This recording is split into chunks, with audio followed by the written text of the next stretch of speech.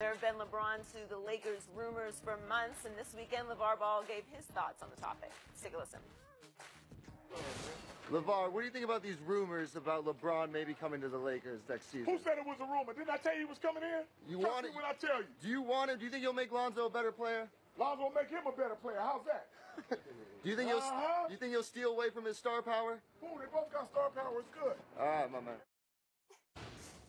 Shannon, what are the chances LeBron comes to L.A.? Well, LeVar from L.A., so he know where to all get all that good scunion joy. Because he must be on something if he comparing LeBron and Lonzo, and they're both.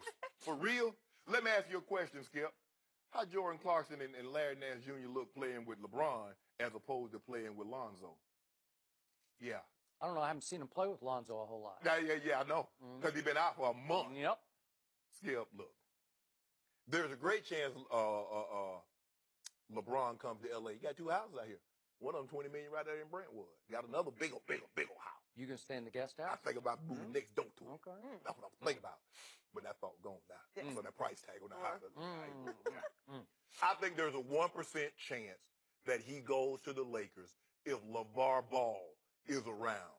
I think if Lonzo Ball is moved on, I think it's 20% chance. I think now the prohibitive favorite to keep LeBron's services is the Cleveland Cavaliers. But LeBron, I know everybody say LeBron he's passive aggressive and he's always sending these signals. But what he does not like is all this outside. I mean, all this other stuff. But when somebody's family member is doing all this chirping, that's what would annoy him because he's about the business of winning games. And then we saw last week he threatened my boy ain't signing back with the Lakers unless they take all three of them. Yeah. I wonder if my brother would have said, hey, Green Bay, I ain't signing back with y'all unless y'all sign my brother. Because here's the thing, Skip. My brother believed that I had the talent to go get the job done. If your boys is as good as you say they are, you shouldn't have to try to hold somebody hostage. They play should be able to speak for itself. Because like I said, you can talk and you'll get you a few million Facebook or Twitter and Instagram followers. You might even get an endorsement or two. But when it comes to talent and greatness, either you have it or you don't. You either can or you can't. And you see what he do here. He know Lonzo got it. Melo looks like he has it. But it's the baby boy that he's trying to package. Take Jello. Jello. The middle son. Jello need to come on out here. Yep. LeVar go and pay me some money. I get him ready to play tight end and let him go make some money that way. That's what you need to do. Yep. But all this talking about he gonna do this. Hot skill. LeBron James, by all measures, at worst case scenario, he's a top 5. You and I, we go up, we go back and forth. But he's a top 5 player. Sure he is. How does a rookie or a second-year player make this guy better? I mean, now the LeVar is speaking and is getting more. At first he was like here, and that wasn't good enough. He got to take it up to like a 15 on the asinine scale. Yep. Because this is utterly ridiculous. But I know LeBron's like, okay, yeah, you keep on talking. I will be in the Laker uniform, but you won't. So we haven't heard from LeVar here for what, like 4 days? So we needed a little splash. And yeah, I was a little stunned. I watched that video on TMZ last night, and I was surprised how definitive LeVar was about it. I told you, and maybe he's trying to speak it into existence as he often does, but he seemed so adamant, like it's a done deal. LeBron's coming to Los Angeles. I don't think it's a done deal, and I'm with you. Maybe LeVar was over in Lithuania and missed the story that they made some trades at the deadline, and things flipped completely around. As impactful a trade as we've ever seen at the trade deadline. Correct. All of a sudden, it looks like LeBron's got a real shot to go win another championship. Right.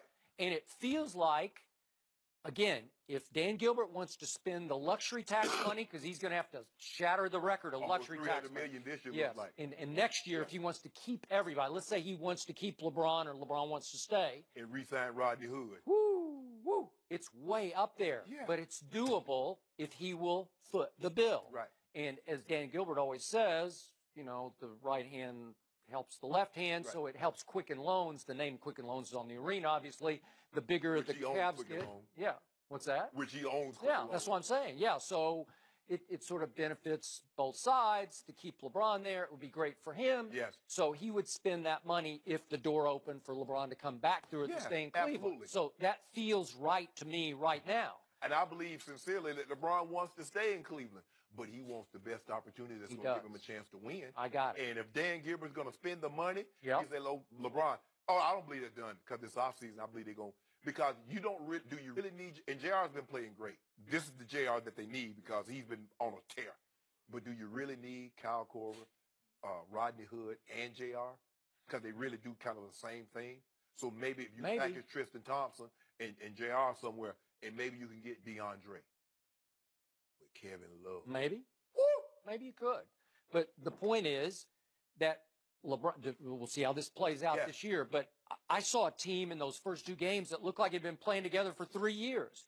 It just clicked, and it's hard to click when you bring in that many new faces. And all of a sudden, it looked like they're hungry, and they know their roles because they've all been coming off the bench already. Yeah. So it looked right to me, and I think LeBron was kind of stunned by it because he's like, uh-oh, here I got to live up to this. For me, Skip, playing with a great player, I looked up to, and I didn't want to let that guy down.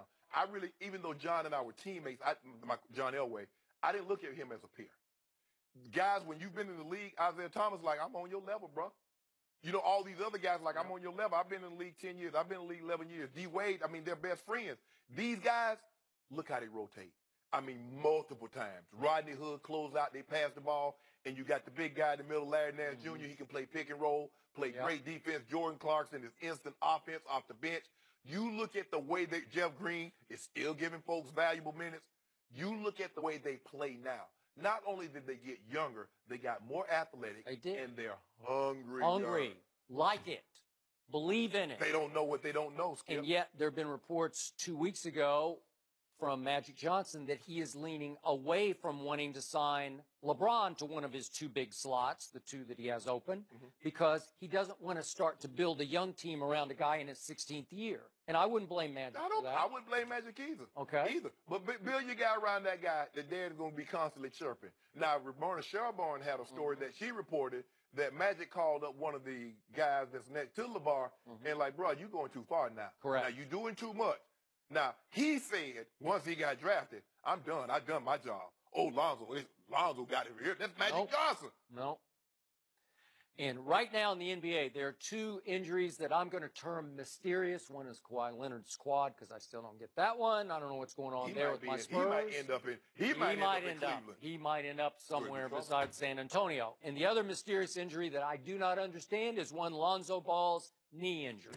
It's been going on, like you said, now for a month plus, and I don't get it. I don't think Luke Walton gets it, and it's starting to feel a little like a protest, like, we don't want to play for that coach. We told you we didn't want to play, and you guys all backed him publicly, so you know what?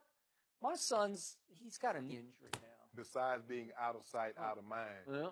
they're not talking about him. They're talking about Donovan Mitchell. Huh. They're talking about Ben Simmons. By the way, Donovan Mitchell is the real deal. They're talking about Dennis Smith Jr. They are. That's what happens. I got it. I mean, So- I guess LeVar's trying to keep his name in the headlines. He might be. Donovan Mitchell won the dunk contest. Ben Simmons, like he could have easily been voted onto the All-Star team as one of the commissioner's replacement. Hey. I will say this for LeVar, though.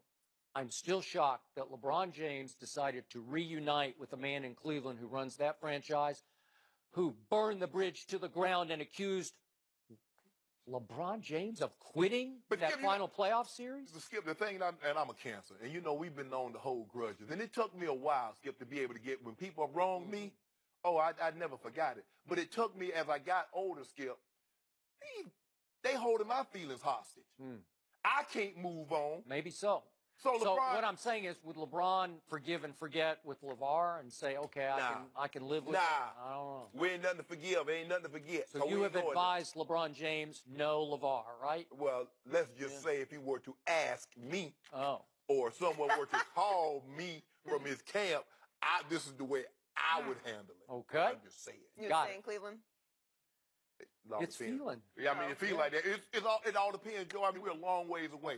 Right now, me and Bron don't know what we're going to do. We're weighing all our options. Shannon and Bron. Everything's in play. Who knows? Would you Who watch knows? that show?